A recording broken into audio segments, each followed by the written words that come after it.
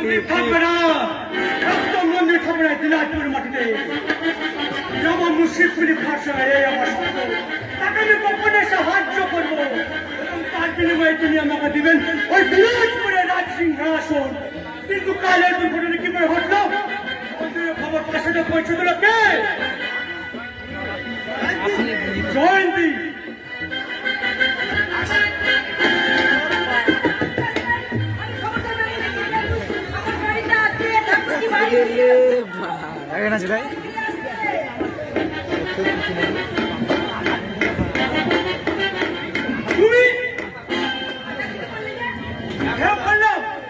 তুমি মন্দিরে গিয়েছিলে কেন? কেন ব্রাহ্মণগুলোকে তুমি জানোনি? জানো না হিন্দু নারীরা মন্দিরে গিয়ে পুজো অর্চনা করে এই স্বামী সংসারের মঙ্গল কামনা করেন? জানি, কিন্তু মানি না। তুমি অসুস্থ নও তো? না, আমি অসুস্থ নই, আমি সুস্থ মনে বিশ্বাস করি আমার দেবতা আমি নিজে। কি বলছো তুমি? ঠিকই বলছি। এই অনন্ত নারায়ণের বাবার সিংহাসনে যদি উদয় নারায়ণ বসে, সেই জন্যই বলে এত বড় দুর্ঘটনা হওয়ার শোনার পরেও তোমার মুখে কোনো ছায়ার চিহ্ন নেই। কোনোদিনও করবে না। আর এই হাতিমালা শুনতে এই মন্দিরে গিয়ে উঠলো, খুশি হতাম, আমি বলছি যে তোমার মনকে ধরে নিয়ে যেত। খুশি হতাম। আমি স্ত্রী হয়ে, সহধর্মিনী হয়ে স্বামী অপমান গায়ে লাগানো তোমার কোথাকারটা নম্বর যুবক ঘুরছুট মঙ্গলকে নিয়ে সারাতে ধরে পাশাতে দাপাদাপি করেছে। খবর রাখো। রাখি কিন্তু আমি অনেক সাথে হুমকি আমাকে মুখ বুঝে সহ্য করে থাকতে হবে না। আদিত্য, চুপ করে থাকা অন্যায় দাদা। আদিত্য কথা শুনছো? আর আমরা চুপ করে থাকবো না। তুমি আমি বৌদি আমরা সবাই মিলে আনন্দ করবো। আনন্দ দারুণ। যে কাজ তুমি করতে পারো নি সেই কাজ করেছে ভুল থেকে মঙ্গল। ওই অভিনয় করে চাপা মুক্তা ভেঙে দিয়েছে শয়তান। ওই ফুটছুটি মঙ্গল ওই দিনাজপুর পুরে ছাই হয়ে যাবে। তুমি কি তাহলে জানতে? হ্যাঁ, আগে থেকে খবর পেয়েছিল এই মন্দিরটা মসজিদ বানাতে আসবে। আর সেই জন্যই তো অন্য কাজে রজুয়ার দেখিয়ে ও দিনাজপুরের বাইরে ছিল। সাবধান সাবধান স্বামী, এখন আমার পথ থেকেই তুমি পথ ফিরিয়ে নাও, নইলে নইলে কি ওই নবাব মুর্শিদপুরের আক্রমণে এই দিনাজপুর পুরো ছাই হয়ে যাবে।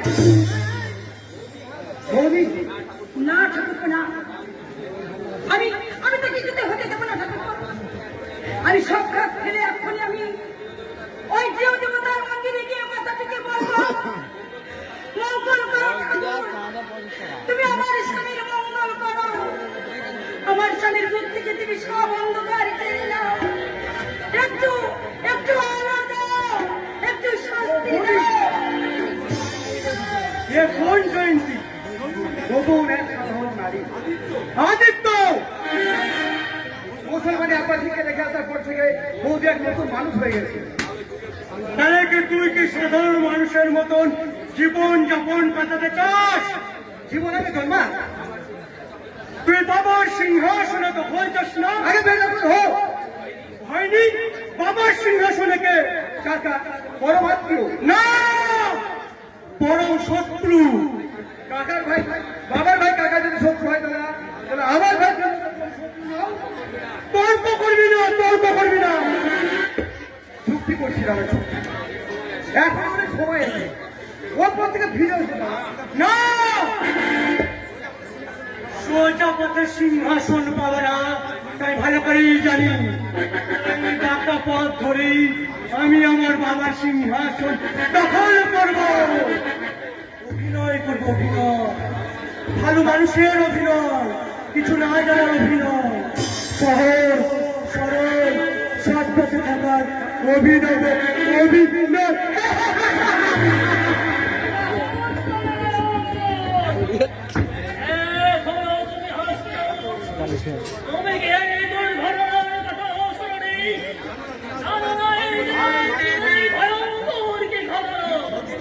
বিপদ বিপদে দেবী স্বেচ্ছায় ডেকে এনেছি কাকা।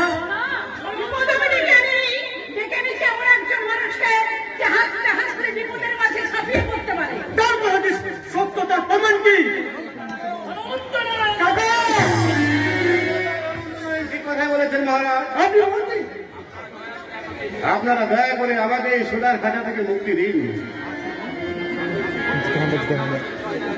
ধনীর চাবুক আমার সহ্য হয়, কিন্তু উপহার সহ্য হয় না রাজকুমার। আপনার অনেক শিক্ষা হয়েছে পয়সাতে এসে, কি শিখলে? অনেক কিছু শিখলাম একমাত্র এখানে বাস করে। মানুষের এই বিলাস মন্দিরে দেব মন্দিরে শঙ্খধ্বনি পৌঁছায় না। কি বলছেন আপনি? কেন দেশে এই পোশাক পাঠিয়ে দিয়েছেন? কেন পাঠিয়ে দিয়েছেন অমূল্য খাবার? আপনারা জানেন দেশের এখনো কত মানুষ উপোস করে থাকে। থামো, আমি তোমাকে চিনেছি। এত দেরিতে? পাশে ছিলাম না, তাই দেরি হয়ে গেছে। কিন্তু মনে রাখো, স্বার্থপর শয়তান দেবী তোমাকে চিনতে ভুল করলো। আমি তোমাকে চিনতে ভুল করিনি কাকা।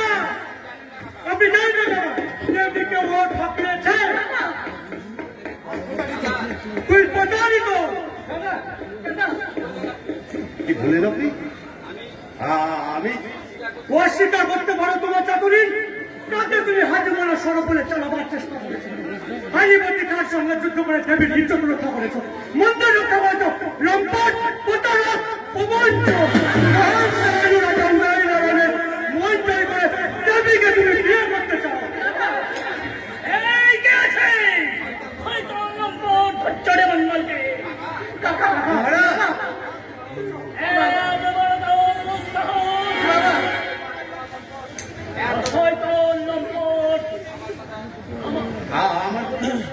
আমার কথা মহারাজ, আমার কথা শুনুন।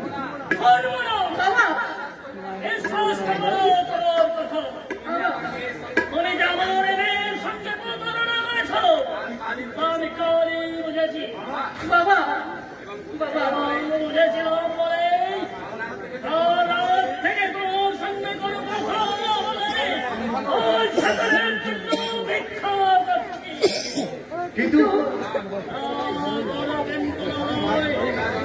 যে কাজ অনন্ত নারায়ণ করতে পারব সেই কাজ করে সেই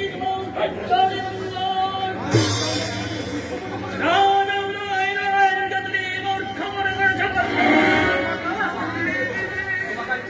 তোমাকে আমি মহারাজ,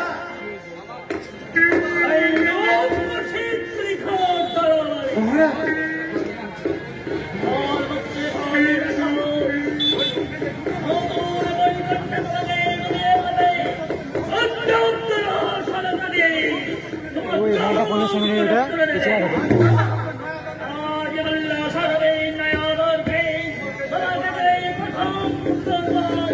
না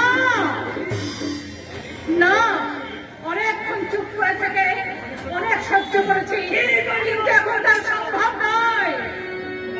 তোমার অন্যায়ের বিচারের আমি প্রতিবাদ করবো বাবা। কেন ভেতরে যাব, কেন চলে যাব? একটা নির্দোষ মানুষকে এখানে বিপদের মাঝে ফেলে রেখে সত্য আজ মিথ্যা হয়ে যাবে। যেমন তো সত্য করে আজের মানুষটাকে আমি কিছুতেই যাব না। দেবী,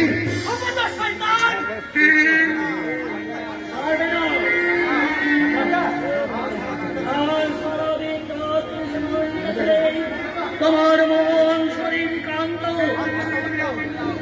আজ আর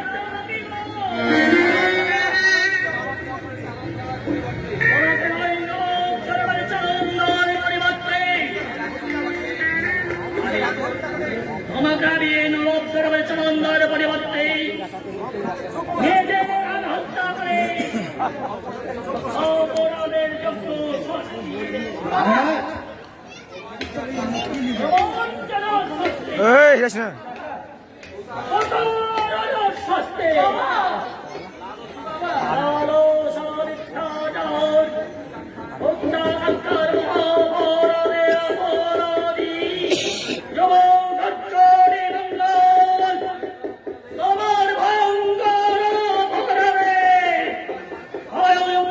শাস্তি স্বরূপ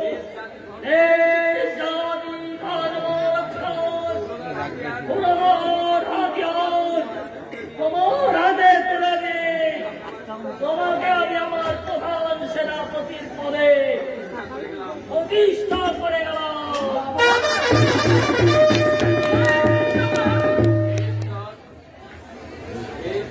হে ঈশ্বর, একই তোমার মহাপরীক্ষা। পরীক্ষায় তুমি উত্তীর্ণ, ধৈর্যকে কিন্তু নিশ্চয় বিরোধীরা বলে আমি তোমাকে পরীক্ষা করে দিই।